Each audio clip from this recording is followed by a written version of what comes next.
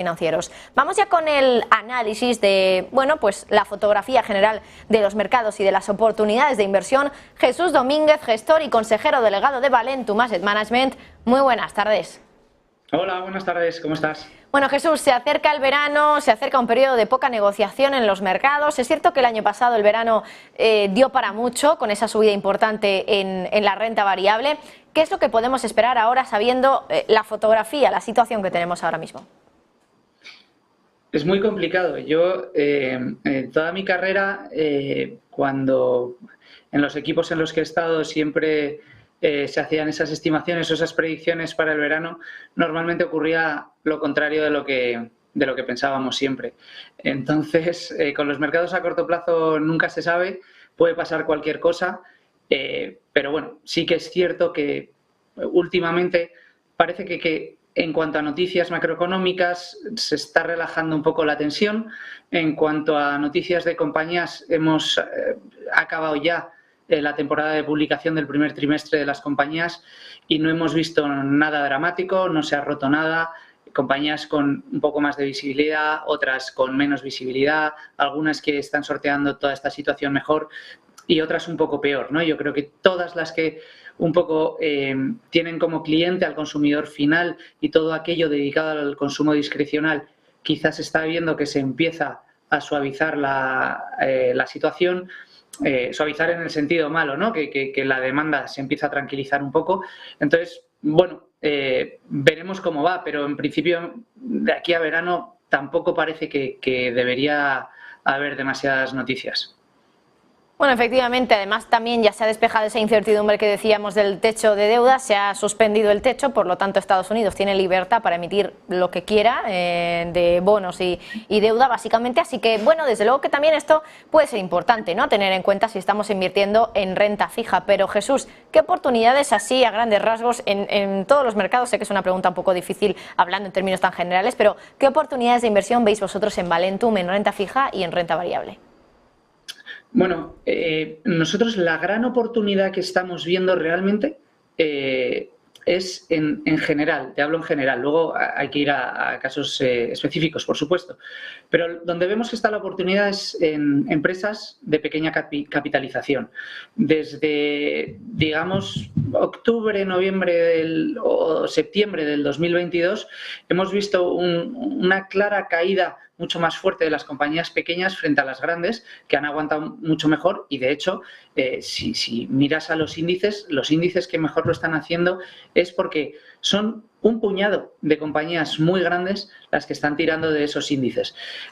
Preguntabas también por renta fija. Al final, ¿qué es lo que vemos? Nosotros, que somos especialistas en renta variable, lo que vemos es que la renta fija, desde el año pasado, de repente ha vuelto a ser un activo invertible, que llevaba muchos años sin ser un activo que nadie pudiese considerar porque no pagaba nada. Y entonces lo que ha provocado es flujos desde la renta variable hacia la renta fija. Y cuando se producen esos flujos, las que se ven más penalizadas siempre son las compañías pequeñas. Compañías que además, por lo general, al ser pequeñas, muchas están en etapa de crecimiento, muchas tienen un potencial muy alto y normalmente suelen cotizar con un múltiplo un poquito más alto. Pues ahora mismo se ha dado la vuelta a eso, están con un descuento muy fuerte frente a las grandes y para nosotros pensamos que buceando, navegando y trasteando entre todo ese universo se pueden encontrar oportunidades muy buenas. Por darte un ejemplo, y las más conocidas, o por lo menos para el público español, Laboratorios Farmacéuticos Rovi en España, o Alantra Partners, que era la antigua N+1, que también se ha quedado muy atrás. Son ejemplos de compañías muy buenas, con balances muy sólidos. Rovi, muy poco cíclica, pero que un poco la cotización va a golpe de noticia de lo que pase con las vacunas del COVID y con Moderna. Alantra, un poquito más cíclica, pero a los precios a los que está y asumiendo una caída de beneficios este año, estás por debajo de 10 veces PER, un negocio que sabes que va consolidando, que va creciendo y que va componiendo esos resultados a futuro, ¿no? Entonces, como estos dos ejemplos tenemos muchos, los vemos en Europa, los vemos en Estados Unidos también. El problema cuál es, que no sabes, como nunca lo sabes en este negocio, cuándo va a ser cuando el mercado reaccione y vuelva a premiar a esos negocios buenos de tamaño pequeño. Jesús, la semana que viene tenemos semana de bancos centrales otra vez, reunión de la FED, reunión del Banco Central Europeo. ¿Qué es lo que se puede esperar? Porque entiendo que del BCE podemos tener una ligera idea de qué va a hacer, pero la FED sí que dejó la puerta más abierta a casi cualquier cosa, ¿no? Y tengo entendido que en los mercados de futuros de los fondos federales de Estados Unidos se cotiza bastante alto ya el hecho de que la FED pueda hacer una pausa de la subida de tipos. ¿Crees que, o bueno, más bien, cuál crees que puede ser el movimiento de la FED y la reacción del mercado si acabamos teniendo esa pausa? Yo creo que una pausa sería lo racional. Y probablemente sería lo que el mercado viese mejor. Te diría que hasta me parecería extraño, ¿no? Que la decisión coincidiese con un poco lo que estamos viendo todos, porque estamos en un momento en el que los tipos han subido bastante, más que bastante, sobre todo lo que han subido es muy rápido. Se están conteniendo ya la inflación, la demanda parece que se está suavizando. Yo creo, en mi humilde opinión, que seguir subiendo empezaría a ser un riesgo fuerte para todas las economías. Todo el mundo habla de si se puede conseguir un aterrizaje suave, algo que, no sé, yo en mi vida nunca he visto, pero desde luego yo creo que una pausa tendría mucho sentido. Tendría mucho sentido para dejar unos meses más para ver cómo va la situación, cómo sigue evolucionando la economía, cómo sigue evolucionando la inflación y intentar no pasarse, igual que nos hemos pasado y llevamos muchos años pasándonos, sobre todo con la pandemia, en la parte dovish, ¿no? En la parte de meter dinero, de meter exceso de dinero, pues no pasarte ahora subiendo demasiado los tipos, yo creo que sería muy, muy importante. Bueno, y hablando de inflación, hoy por cierto hemos tenido encuesta de expectativas de los consumidores acerca de la inflación, una encuesta que hace mensualmente el Banco Central Europeo y caen esas expectativas. Y el Banco Central Europeo ya ha dicho muchas veces que esas expectativas son también un factor que explica por qué la inflación se mueve de una manera u otra, en base a también qué esperan los consumidores que puedan hacer los precios. Esto, el hecho de que ya otra vez tengamos unas expectativas cada vez menores, puede también hacernos pensar que la crisis inflacionaria ¿ya está empezando a ver la luz al final del túnel? Yo creo que sí. Yo creo que sí, por todo lo que has comentado tú, porque lo estamos viendo en Estados Unidos, que siempre van un paso o dos por delante nuestro, donde la inflación se está moderando muchísimo.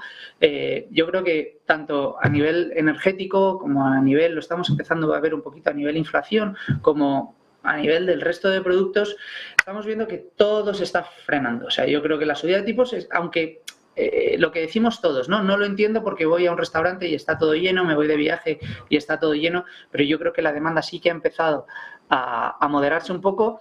Creo que los precios han dejado de subir. Venimos con una comparativa muy fuerte del año pasado de subida de precios y parece que todo se está moderando. Hay gente y estudios y páginas web que siguen la inflación y hacen sus propios cálculos que van un poquito más allá de los datos oficiales, y es curioso porque este tipo de webs están dando datos inferiores a los que están dando los datos oficiales, ¿no? Lo que apuntaría, pues, efectivamente, a que la inflación está bajando bastante más rápido.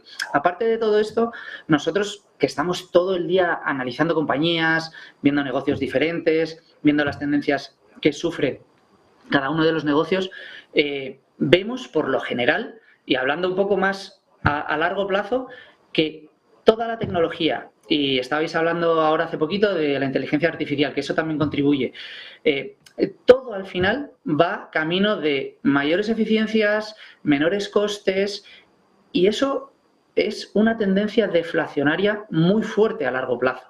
Entonces, es cierto que hemos tenido en los últimos año y medio, 2 años, unas cuantas cosas que nos han provocado ese repunte de inflación, empezando por meter mucho dinero en la economía, segundo, la guerra en Ucrania, y tercero, el cierre de China, ¿no? Provocando las tensiones de cadena de suministro, que era imposible que con estos 3 factores juntos no hubiese inflación.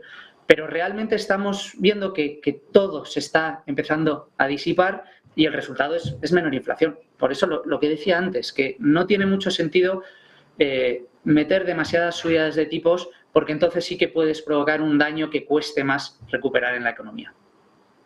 Jesús Domínguez, gestor y consejero delegado en Valentum Asset Management. Todo un placer tenerte por aquí. Muchísimas gracias por todas esas ideas y esas reflexiones que has hecho aquí en Negocios Televisión. Igualmente, muchas gracias. Y antes de nada, antes de hablar ahora también